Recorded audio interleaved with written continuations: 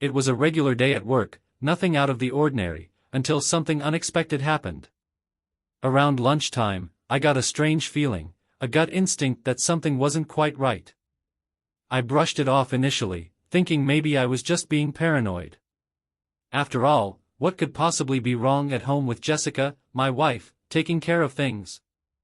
Jessica had mentioned earlier in the day that a plumber would be coming by to fix the leaky bathroom tap. I didn't think much of it, a broken tap wasn't something unusual, and she handled small house problems like this all the time. But as the afternoon wore on, that gnawing feeling in my stomach intensified. Something was off, but I couldn't place it.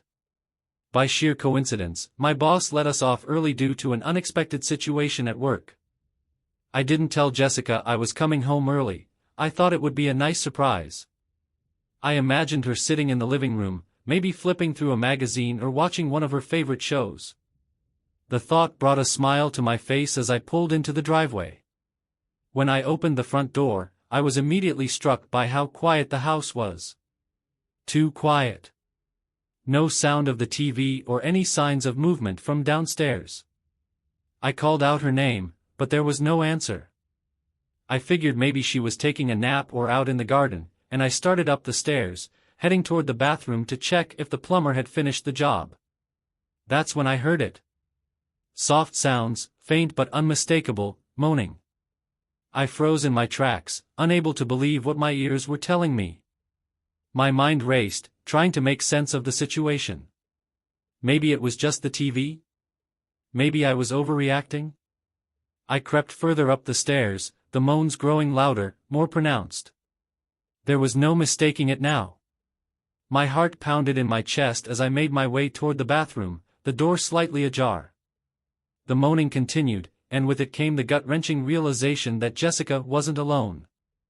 I pushed the door open gently, almost afraid of what I might see. And there they were, Jessica and the plumber, tangled together in a way that shattered every piece of trust one had ever had in her. She didn't notice me at first, too lost in the moment to realize I was standing there, watching. My heart raced, a sickening mixture of anger, betrayal, and disbelief coursing through me. How could she do this? In our own house? In the bathroom where we had shared so many small, intimate moments? My mind struggled to process it all, but the sight before me was undeniable. I turned around quietly, slipping out of the house as silently as I had entered. My heart was pounding, my thoughts racing.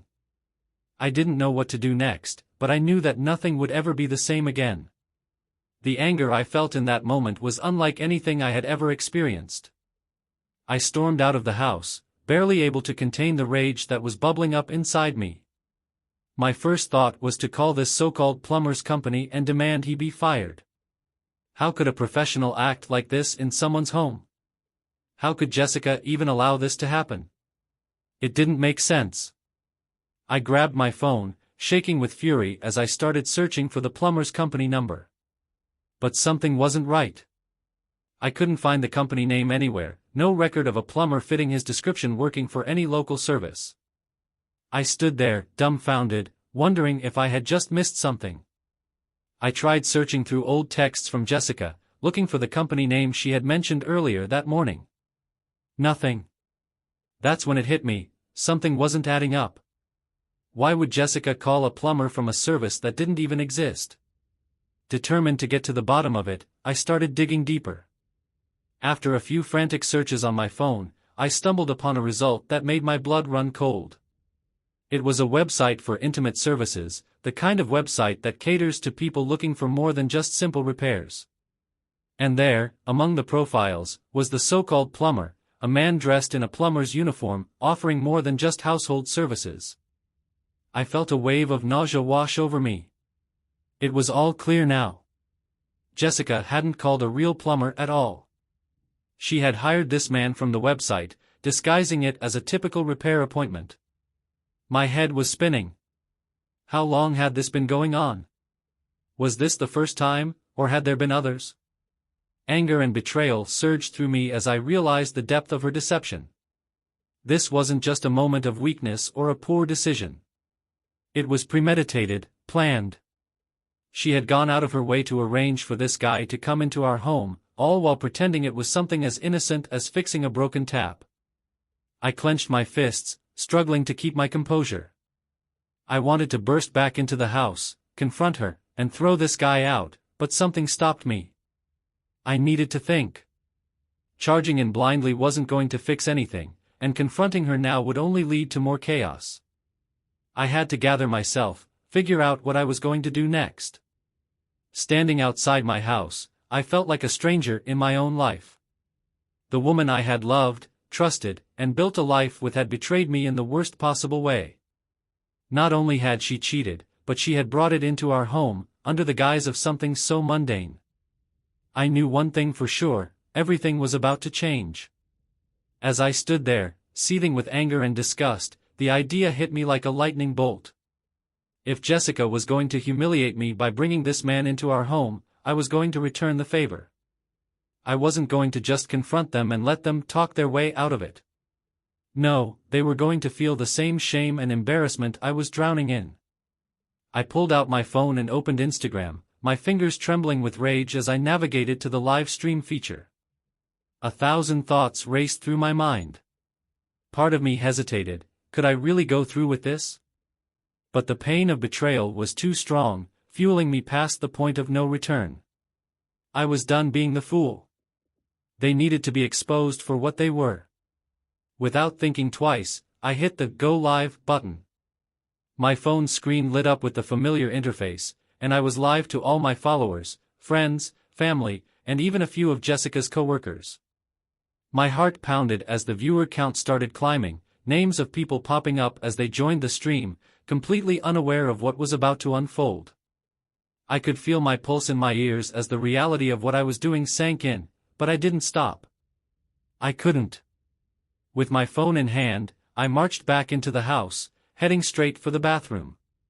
They were still in there, oblivious to what was coming, lost in their disgusting little game. The sounds from earlier were quieter now, but they hadn't noticed me come back. I kicked the door open, my phone raised, the camera focused on both of them. Jessica's eyes went wide with shock as she saw me, her face paling as she realized what was happening. The so-called plumber, still half-dressed, scrambled to cover himself, but it was too late. The live stream was capturing everything. Everyone, meet Jessica and her plumber, I spat into the camera, my voice dripping with venom. Except he's not really a plumber, is he, Jess? No, he's from a website. A special website. The comments section exploded immediately, people reacting in real time, disbelief, shock, and even some cheering me on. Jessica tried to speak, her mouth opening and closing as she scrambled for words, but nothing came out.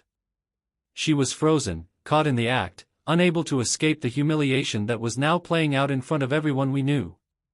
Go on, say something, Jess. Let's hear what you've got to say to the hundreds of people watching right now, I said, my voice shaking with anger.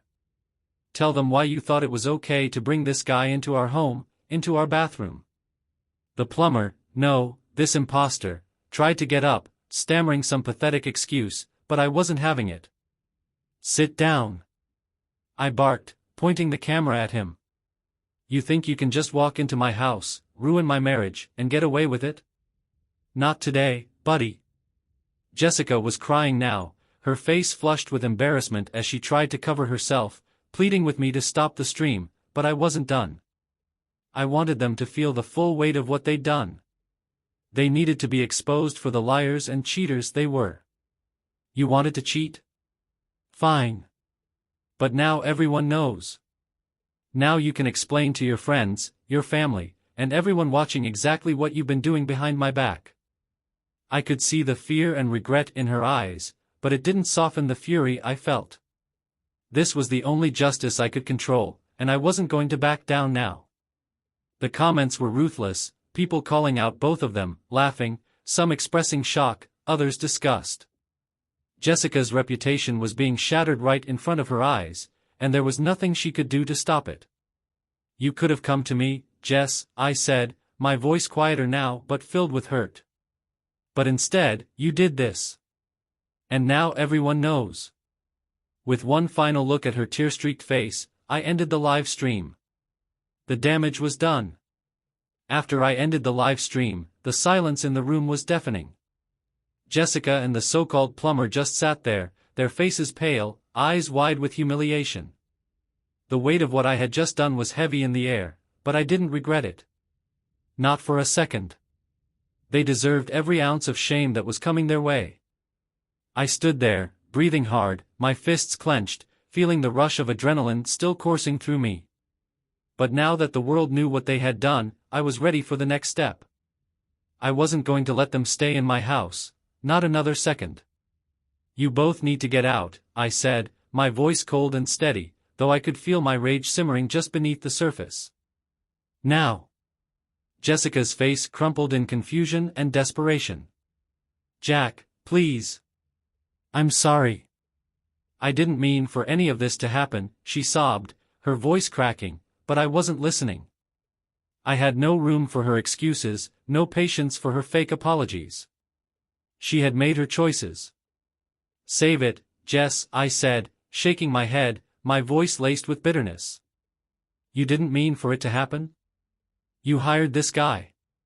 You brought him into our house, into our bathroom. My voice grew louder, and I could feel my blood boiling. What exactly did you think was going to happen? The plumber, still looking shocked, tried to stand up again, mumbling, Man, look, I'm sorry, but I wasn't having it. Shut up, I snapped, pointing a finger at him. I don't want to hear a word from you. Just get your stuff and get out. Jessica stumbled to her feet, still sobbing, trying to reach for me, but I stepped back, my face hard as stone. I wasn't going to let her touch me, not after what she'd done. There was no way to undo the damage now, no way to fix what she had broken. You've got 5 minutes to get out of here, I said firmly, my eyes burning into hers. Pack whatever you want, but don't come back. You're not welcome here anymore. Her sobs grew louder as she realized I was serious. Please, Jack, don't do this. We can fix this, I swear. I made a mistake. No, I interrupted, my voice sharp. You made choices, Jess. This wasn't a mistake. You planned this, and now you have to deal with the consequences.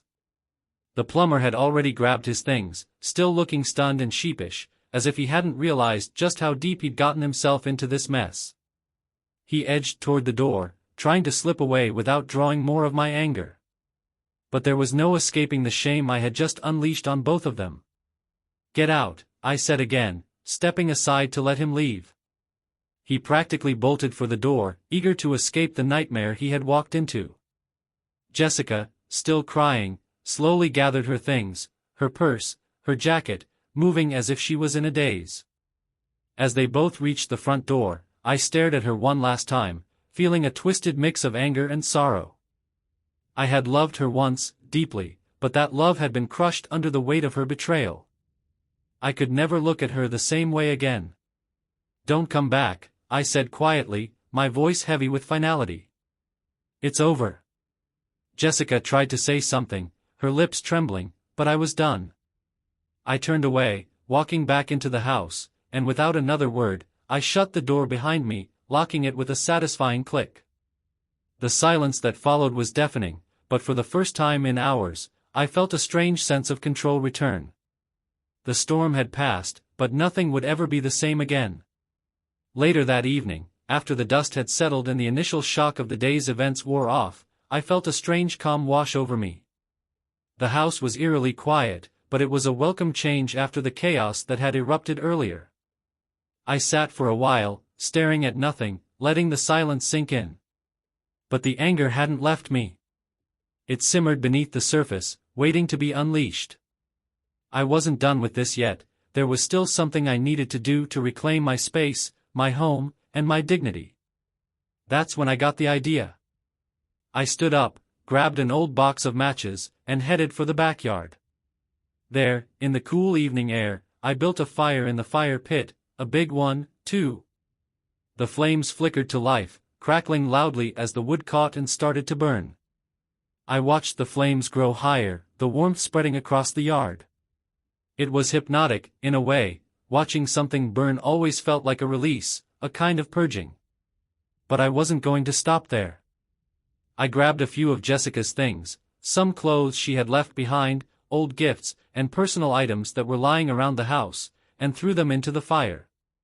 The flames hungrily devoured them, sending sparks into the night sky, and it felt good. Cathartic. And then I had a final thought, one last way to make sure she understood just how serious I was. I pulled out my phone, dialing her number. My heart was pounding, and my hand shook slightly, but it wasn't from nerves, it was from the sheer anger that had built up all day. Jessica picked up on the third ring, her voice still thick with the remnants of the tears she had undoubtedly cried after I threw her out. "Jack," she answered, her tone hesitant, almost hopeful, as if maybe I'd changed my mind. But I hadn't. "If you want to get some of your stuff, you better come over now," I said, my voice cold and steady. I paused for a moment, letting the tension hang in the air before I added, "before it burns down." There was silence on the other end of the line, and I could picture her face, wide-eyed, her mind racing, wondering if I was serious. But she knew me well enough to understand I wasn't bluffing. "Jack, please don't," she started, her voice rising with panic. "I'm not waiting, Jess. You've got one shot. After that, whatever's left is going up in flames," I said, cutting her off before hanging up. I stared at the fire, watching the last of her things curl and blacken in the heat. It wasn't just about her clothes or her belongings, it was about burning away everything she had destroyed, all the lies, the betrayal, the hurt. I wanted it gone, erased from my life. If she wanted to salvage what little she could, she'd have to face me again. And if not, I didn't care. It was all going to burn one way or another. The fire crackled and hissed, and I stood there, arms crossed, waiting to see if Jessica would come. But no matter what happened, I knew this was the end. Whatever we had before was gone, and by the time this fire died down, I'd be ready to move on from the wreckage of what she had left behind. Jessica arrived faster than I expected. I heard the sound of a taxi pulling up to the curb and the hurried footsteps as she rushed toward the backyard. She appeared, breathless, her face red from crying, eyes wide with desperation as she saw the flames consuming the few items I had already thrown in. "Jack! Please," she cried out, her voice trembling as she approached, looking at the fire, horrified. "Please don't do this. We can fix this. I swear I'll change, I'll fix everything. Just, please give me another chance." I stood there, arms crossed, watching her, my expression cold. The flames cast flickering shadows on her face, making her look even more desperate and pathetic than she had earlier. I couldn't help but feel a sick satisfaction watching her squirm like this, knowing she had realized just how much she had ruined. She stepped closer, reaching for me as if she could somehow make everything go back to the way it was with just a touch. "Jack, please, I know I messed up. I'll do whatever it takes to make things right. We can go back to how things were. I promise you, we can make it like before." Her words, though laced with regret, felt hollow. There was no going back, not after what I had seen and what I had done. But I wasn't ready to let her off that easily. She needed to feel just how deep this cut had gone. I let her ramble, pleading with me, begging for forgiveness, her voice growing more frantic with every passing second. Then, when I had heard enough, I took a slow step toward her, my eyes locked on hers, and said, "Okay." Her eyes lit up with hope for a brief second. "Okay," she repeated, almost disbelieving that I might be reconsidering. I leaned in closer, my voice calm, yet ice-cold. "Let's go to the bathroom," I said, my tone dark and cruel. "Let's go to the same place you cheated on me. And show me what you can do." Her face dropped instantly, the hope draining from her eyes. She stared at me, stunned, as if the words had slapped her across the face. For a moment, she didn't say anything, her mouth opening and closing like she couldn't believe what she had just heard. What?" she stammered, taking a step back, her voice shaking. "You heard me," I said, my voice sharp. "Isn't that what you wanted? isn't that what you were doing in our bathroom earlier, with your plumber friend? Let's see what you're capable of when the pressure's on." Tears welled up in her eyes again, but this time, she didn't have any words left. She knew exactly what I was doing, turning her own humiliation back on her, forcing her to confront the ugliness of her actions. I stepped back, shaking my head in disgust. "You're pathetic, Jessica. You threw everything we had away, and now you want to act like it can just go back to normal. It can't. I'm not the same man you betrayed, and this isn't the same marriage you destroyed." She fell silent, her tears flowing freely now, but I wasn't moved. There was nothing left to salvage between us. The fire crackled behind me, the perfect symbol of everything I was burning away, our past, her lies, and the life we once shared. "If you've got anything left you care about in this house," I said, my voice hardening again, "you better take it now. Because once this fire burns out, I'm done." Jessica didn't respond, her face twisted with anguish as she slowly turned and walked back toward the house, her steps heavy with the weight of what she had lost. I watched her go, the cold satisfaction of revenge settling in my chest. She had destroyed our marriage, and now, she was reaping the consequences. As she disappeared inside, I turned back to the fire, watching the flames lick higher into the night sky. Whatever she decided to do now, it didn't matter. The life I had built with her was gone, and all that was left were ashes. As Jessica disappeared into the house, defeated and broken, I stood by the fire, watching the last of her belongings burn. The warmth from the flames flickered against my skin, but inside, I felt nothing. No more anger, no more sorrow, just a strange emptiness where my marriage used to be. The fire had consumed the last of it, and now it was time to move on. I turned my back on the flames, walked over to the patio, and stared at the grill. There was a half-finished barbecue from the night before. Jessica and I had planned a dinner that never happened. I hadn't eaten all day, too consumed by everything that had gone down, but now, something as simple as grilling the rest of the food felt like the perfect way to close out this chapter. Something normal, something I could control. I fired up the grill, the heat rising as I tossed the leftover steaks onto the grates. The sizzle was comforting, a reminder that life could still go on. I leaned back in the chair, watching the meat cook as I stared into the night sky, my mind slowly starting to clear. But there was one last thing I wanted tonight. One final act to wipe away the remnants of this day. The house felt too empty now, too hollow after everything that had happened. The thought of being alone in it, surrounded by the memories of what Jessica had done, felt unbearable. I needed to replace that emptiness with something else. Something I could control. I pulled out my phone, scrolled through the contacts, and found the number I was looking for, the cleaning lady who had been working for us for the past year. She had always been a bit flirtatious, and though I'd never acted on it before, tonight felt different. Tonight, I was a different man. After everything that had happened, the lines of what was acceptable didn't seem so clear anymore. I dialed her number, the phone ringing a couple of times before she picked up. Her voice was soft, curious, as if she was surprised to hear from me so late. "Hey," I said, my voice low and calm, "can you come over tonight?" There was a pause, but then she responded, her tone shifting to something more knowing. "Tonight? For work, or for something else?" I replied, my words deliberate, the message clear. "I need you here. Now." She didn't ask any more questions, and we both knew exactly what I was implying. I hung up the phone, feeling a dark sense of satisfaction wash over me.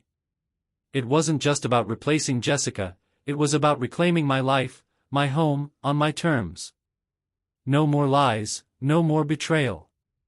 Just pure, unfiltered control. By the time the steaks were done, the cleaning lady had arrived, stepping into the backyard with a subtle smile on her lips, her eyes meeting mine with an understanding that required no words. I handed her a drink, the fire still glowing behind us, and together we sat down at the table. I could feel the tension building, the unspoken promise hanging in the air. Tonight wasn't about her or about some kind of twisted revenge. It was about me, taking back what was mine, starting with this moment. The quiet submission in her gaze told me she understood exactly what I wanted. I smirked, taking a bite of my food as the night settled around us, the fire burning down to embers. I wasn't thinking about Jessica anymore. I wasn't thinking about what tomorrow would bring. For now, there was only this moment, only the satisfaction of knowing that I was in control again. And that was all that mattered.